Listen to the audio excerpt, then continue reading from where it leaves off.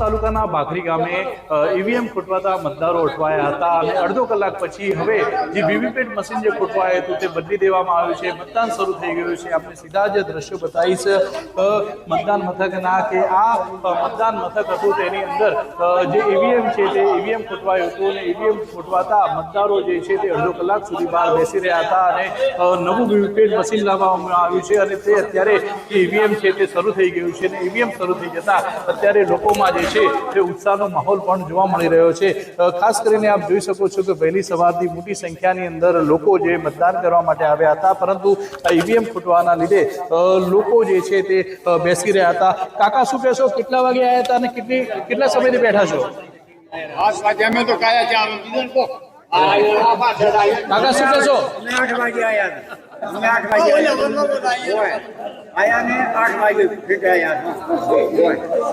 જે લોકો જે છે તે અત્યારે વહેલી સવારથી આવ્યા હતા અને ઈવીએમ ખોટવાતા તેઓ મુશ્કેલીમાં મુકાયા હતા, પરંતુ મહત્વની વાત તો એ છે કે ઈવીએમ શરૂ થઈ જતા અત્યારે મતદારોએ રાહતનો શ્વાસ લીધો છે. કિશોર ટુવર, ન્યૂઝ 18 ગુજરાતી, બનાસકાંઠા. વાવ તાલુકાના ભાખરી ગામે ઈવીએમ ખોટવાતા વાવ પેટા ચૂંટણી પર મતદાનની પ્રક્રિયા ચાલી રહી છે. વહેલી સવારથી મતદારોમાં ભારે ઉત્સાહ, મહિલા મતદારોમાં પણ અનેરો ઉત્સાહ જોવા મળ્યો. સ્થાનિક પહેરવેશ સાથે મહિલા મતદારો મતદાન બૂથ પર પહોંચી.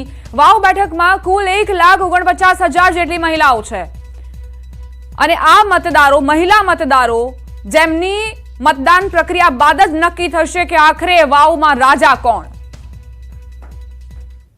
વાવ વિધાનસભા બેઠકની પેટા ચૂંટણી 3 લાખથી પણ વધારે મતદારો જે છે તે આજે મતદાનનો ઉપયોગ જે છે તે કરવાના છે. તેની અંતર્ગતની વાત કરવામાં આવે તો 1,49,000 જેટલી મહિલા મતદારો જે છે તે પણ પોતાના મતાધિકારનો ઉપયોગ જે છે તે કરી રહ્યા છે.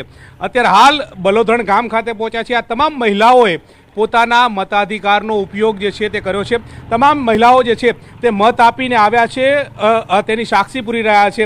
તમામ મહિલાઓએ મતદાન જે છે તે કર્યું છે અને વહેલી સવાર છે, વહેલી સવારથી જ લોકો મતદાન કરવા માટે આવી રહ્યા છે. હોંશે હોંશે મતદાન કરી રહ્યા છે. મતાધિકારનો ઉપયોગ કરવો જોઈએ અને તે બખૂબી રીતે નિભાવી રહેતા હોય તે પ્રકારના દ્રશ્યો ગ્રામ્ય વિસ્તારની અંદર પણ જોવા મળી રહ્યા છે. અનેરો ઉત્સાહ જે છે તે જોવા મળતો હોય છે. કયા કયા મુદ્દાઓને ધ્યાનમાં રાખો છો અને કયા મુદ્દાઓને ધ્યાનમાં રાખીને આજે મતદાન કર્યું?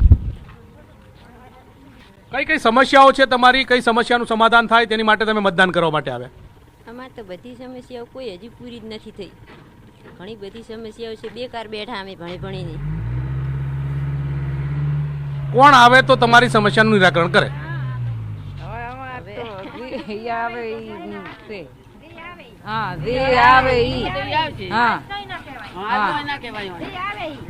તમે શું કહેશો બા, કેટલા વર્ષોથી મતદાન કરો છો, આજે પણ મતદાન કર્યું, કયા મુદ્દાઓને ધ્યાનમાં રાખીને મતદાન કર્યું? ધ્યાનમાં રાખીને મતદાન કરીએ પણ અહીંયા લખીને જે કશે એ આવશે. અમે અહીંયા બોકાર ના કરવા. તમે શું માનો છો, તમે શું કહો છો? મોદી સાહેબને માનીને આજ દિવસ સુધી વોટ આપ્યા, પણ આજનો અમે કોઈ ખુલાસો કરવા માંગતા નથી. આજ અમે જે આપ્યું આજના દિવસે અમે ના કહીએ. બીજાને અપીલ કરશો મતદાન કરવા માટે? બીજા લોકોને કહેશો કે મતદાન કરવું આપણી ફરજ છે? મતદાન કરવું એ આપણી ફરજ છે, એ આપણો હક છે અને કરવો જોઈએ. મતદાન એ મોટામાં મોટું દાન છે. અમે મતદાન કરીએ, અમારી ફરજ છે. મતદાન કરવું એ મોટામાં મોટું દાન છે. મતદાન કરવું એ અમારી ફરજ છે અને તે જ વાત જે છે તે કરી રહ્યા છે. પરંતુ કયા મુદ્દાઓને મત આપશે, કઈ સમસ્યાનું સમાધાન થશે તે વાત કરવા માટે તૈયાર નથી. તેમનું કહેવું છે કે મતદાન કરવું ફરજ છે, ફરજ નિભાવવા માટે આવે છે અને અન્ય મતદારો જે છે તેમને પણ પ્રેરણા પૂરી પાડી રહ્યા છે. કેમેરા પંકજ મકવાણા સાથે ગૌતમ શ્રીમાળી, ન્યૂઝ 18 ગુજરાતી, બલોદણ. અમારી સાથે મારા સંવાદદાતા ગૌતમ શ્રીમાળી લાઈવ જોડાઈ ગયા છે. ગૌતમ, મતદારો સાથે, મહિલા મતદારો સાથે ખાસ વાતચીત કરી તો ભલે તેઓ ભારતીય પરિધાનમાં સજ્જ હોય, પરંતુ આધુનિકતા સાથે તેમણે જવાબો આપ્યા છે કે અમે પ્રતિનિધિ અને જેને ચૂંટીશું તેનું નામ નહીં કહીએ. એટલે એટલી સમજ છે, એટલી હોશિયાર છે આ મહિલાઓ, મહિલા મતદારો, એટલે તેમને રીઝવવા એટલું સરળ નથી આ ઉમેદવારો માટે.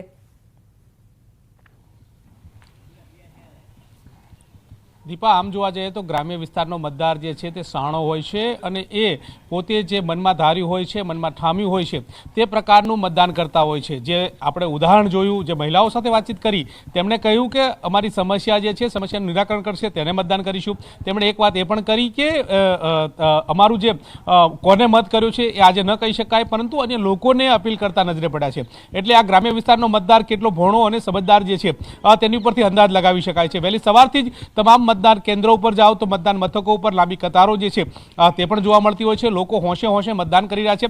પેટા ચૂંટણી હોય એટલે નીરસ મતદાન હોય, આ પ્રકારનું હર હંમેશ રીતે જોવા મળતું હોય છે. પરંતુ વાવમાં આ જે બાબતો જે છે તે ખોટી ઠરી રહી છે, સંપૂર્ણ રીતે સાવ નઠારી ઠરતી હોય તે પ્રકારની બાબતો છે. કારણ કે વહેલી સવારથી જ લોકો કામ પરવારી અને મતદાન કરતા હોય છે. એટલે કે પહેલા મતદાન પછી કામ, આ પ્રકારની સ્થિતિ જોવા મળતી હોય છે. અને એને કારણે જ આ મતદાન મથકના દ્રશ્યો તમે જોઈ રહ્યા છો કે વહેલી સવારથી લોકો આવ્યા, મતદાન કર્યું અને ત્યારબાદ હવે લોકોની પાંખી હાજરી હોય તે પ્રકારના દ્રશ્યો જે છે તે મતદાન કેન્દ્રો ઉપર જોવા મળતા હોય છે, જે સાફ રીતે દર્શાવે છે. પરંતુ વાત એ છે કે 3 લાખથી પણ વધારે મતદારો જે છે તે વાવ વિધાનસભા બેઠકની અંદર છે. 1,49,000 જેટલી જે મહિલાઓ જે છે તે મતદાર તે આ સમગ્ર વિસ્તારની અંદર મહિલા મતદારો છે. એ જ રીતે 1,50,000થી પણ વધારે પુરુષ મતદારો છે. આ તમામ મતદારો જે છે તે આજે પોતાના મતાધિકારનો ઉપયોગ જે છે તે ફરી એક વખત કરશે. 23 તારીખે પરિણામ આવશે, પછી ખબર પડશે કે કોના તરફનો ઝુકાવ જે છે તે જોવા મળ્યો છે. એક તરફ ભારતીય જનતા પાર્ટી જે છે તે જેમનો 7 વર્ષનો સંન્યાસ છે, 7 વર્ષના સંન્યાસ માટે થઈ અને એડી ચોટીનું જોર લગાવતી નજરે પડી રહી છે, ત્યારે કોંગ્રેસ જે છે તે આ બરકરાર રાખવા માટે, આ બેઠક બરકરાર રાખવા માટે પણ ખૂબ જ મથામણ કરી રહી છે. એની સામે 10 અપક્ષના ઉમેદવારો છે, કેટલાક ઉમેદવારોએ ટેકો આપતા પણ નજરે પડ્યા છે. ત્યારે હવે કોના તરફી કોણ મતદાન કરે છે, કયા મુદ્દાઓને પ્રાધાન્ય આપે છે તે જોવું રહેશે. એટલે કે પરિવર્તન પુનરાવર્તન વર્સિસનો જંગ જે છે તે જોવા મળશે અને હવે કોના તરફનો ઝુકાવ જે છે તે જોવા મળે છે. પરંતુ હોંશે હોંશે મતદારો જે છે તે બાકી સંખ્યાની અંદર આવી રહ્યા છે. હું હાલ જે જગ્યાએ છું તે જ્ઞાનીબેન ઠાકોર જે અત્યારે સાંસદ તરીકે ચૂંટાયા છે, તેમનું ગામ છે. તેમના ગામની અંદર જે લોકો જે છે તે મતદાન કરવા માટે આવી રહ્યા છે. અબાસણા આ ગામ જે છે અને ત્યાં ઠીક 11 વાગે જ્ઞાનીબેન ઠાકોર જે છે ત્યાં મતદાન મથક ઉપર આવશે, પોતાના મતાધિકારનો ઉપયોગ જે છે તે કરશે અને લોકોને પણ પ્રેરણા આપી રહ્યા છે, વાત કરી રહ્યા છે કે મતદાન કરવું એ આપણી ફરજ છે. અત્યારે હાલ તમે જુઓ કે પાકી સંખ્યાની અંદર લોકો જે છે તે મતદાન મથક ઉપર આવતા નજરે પડી રહ્યા છે. કારણ કે ગામડાનો મતદાર જે છે તેની વાત કરવામાં આવે તો વહેલી સવારથી તેઓ કામ પરિવાર્યા વિના સીધા પહેલાં મતદાન કરવા આવતા હોય છે અને ત્યારબાદ પોતાના કામે જોડાતા હોય છે. આ પ્રકારની નીતિ રીતિ જે છે તે હર હંમેશ રીતે ગ્રામ્ય વિસ્તારની અંદર જોવા મળતી હોય છે.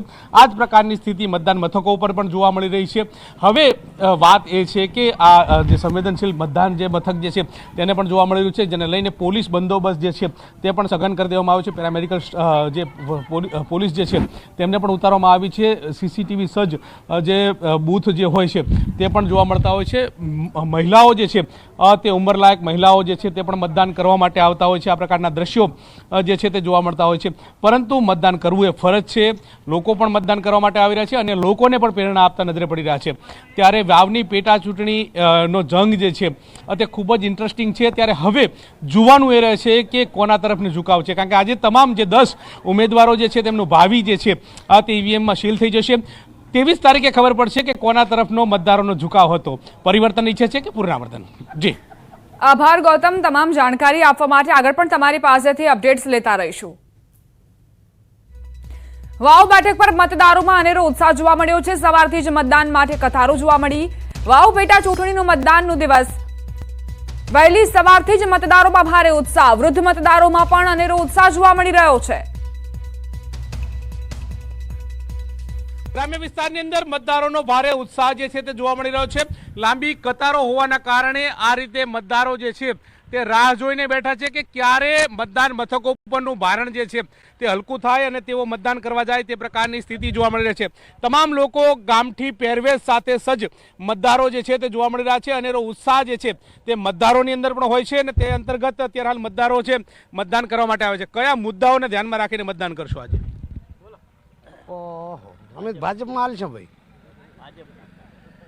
ભાજપમાં હા. શું કાકા તમે શું કહો છો? મોદી સાહેબ હમ લમણો વાળ છે કે ઉપર મોદી સાહેબ છે ને આજ મોદી સાહેબ બધું પૂરે છે એટલે અમને બહુ એ બે છે.